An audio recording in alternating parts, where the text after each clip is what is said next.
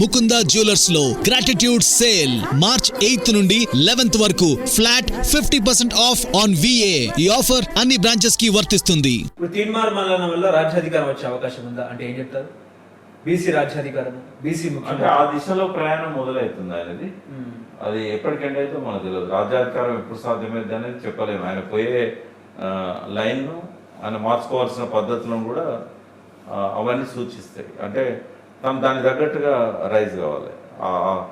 ఆ హుందాతనం కానీ, ఆ సమీకరించే శక్తి కానీ, అందరితో ఆయనకుండే కలుపుగోలుతనం కానీ, ఒంటరిగా వ్యక్తిగా ఎవరు కూడా రాజ్యాధికారంలోకి రాలేరు. ఒక శక్తిగా మలచగలగాలి, ఆ శక్తిని నడిపించగలగాలి. దానికి ఉండాల్సిన క్వాలిటీస్ అన్ని కూడా సంతరించుకోవాలి. పుట్టుకతోనే ఎవరికి అన్ని లక్షణాలు రావు. ఈ ప్రయాణం మొదలైంది, అది విజయవంతం కావాలని నేను కోరుకుంటున్నాను. ఓకే, ఇప్పుడు ఒక కులం ఎదగాలంటే ఇంకో కులాన్ని దూషించాలా అంటే ఏం చెప్తారు? వరంగల్ సభలో తీన్మార్ మల్లన్న రెడ్ల మీద కొన్ని జుగుప్సాకరమైన కామెంట్ చేయడం జరిగింది. దీనివల్ల ఎవరికి నష్టం అంటారు? బీసీ వాళ్ళకి నష్టం కాదంటారా? ఆయనకే నష్టం. బీసీ కార్డు ముందు ఆయనకే నష్టం, ఆయనకే నష్టం. ఎందుకంటే మన భాష ఉండాలి. మన కులాన్ని రెచ్చగొట్టడం కోసం అవతల కులాన్ని దూషించాల్సిన అవసరం లేదు. అవతల కులం మనల్ని ఎట్లా అనగదొక్కుతున్నదో చెప్తే చాలు. అవతల కులం వల్ల బీసీలు ఎందుకు ఎదగలేకపోతున్నారో చెప్తే సరిపోతుంది. ఎక్స్పోజ్ చేయడం అంటే దూషించడం కాదు. అది రేవంత్ రెడ్డికైనా, అది మల్లన్నకైనా కూడా హుందాతనం అనిపించుకోదు. అందుకే నేను ఇందాక అన్నది, ఆ లెవెల్కి రైజ్ కావాలి. ఓకే, ఇప్పుడు తెలంగాణలో కాంగ్రెస్ లో చివరి ముఖ్యమంత్రి రేవంత్ రెడ్డేనా అంటే ఏం చెప్తారు సార్? అది వాళ్ళ ఇష్టం. అది మార్చుకుంటారో ఆయన్నే కొనసాగిస్తారో అనేది ఆ పార్టీ ఇష్టం.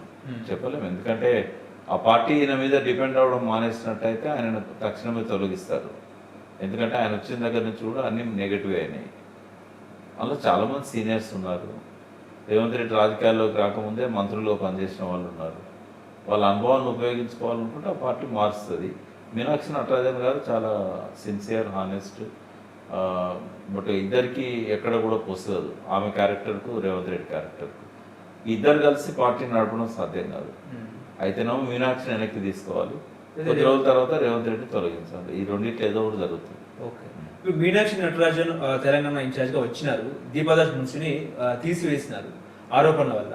ఒకవేళ అదే జరిగితే రేవంత్ కూడా మార్చే అవకాశం ఉందా అంటే రేవంత్ మీద వాళ్ళు డిపెండ్ కానంత వరకు మార్చే అవకాశం ఉంటుంది. కానీ రేవంత్ మీదనే డబ్బుల కోసం డిపెండ్ అయింది అనుకోండి, ఆయన బారాకూన్ మాఫ్, ఆయన ఏం చేసినా కూడా నడుస్తుంది. ఓకే, ఇప్పుడు ఎమ్మెల్యే కోట ఎమ్మెల్సీ ఎన్నికల నోటిఫికేషన్ రేపు 10వ తారీఖున రిలీజ్ అయ్యే అవకాశం ఉన్న నేపథ్యంలో ఢిల్లీ కాంగ్రెస్ నేతలందరూ కూడా ఢిల్లీకి క్యూ కట్టడం జరిగింది. సో ఇటు కేసీఆర్ అంటే గులాబీ బాస్ కూడా దీని మీద అధ్యయనం చేస్తున్నారు, ఎవరికి ఇవ్వాలి ఏంటి అని చెప్పేసి. ఎట్లా ఉండే అవకాశం ఉంది సార్? నాకు తెలిసి దాసో శ్రావణ్కి ఇవ్వచ్చు అనుకుంటున్నాను.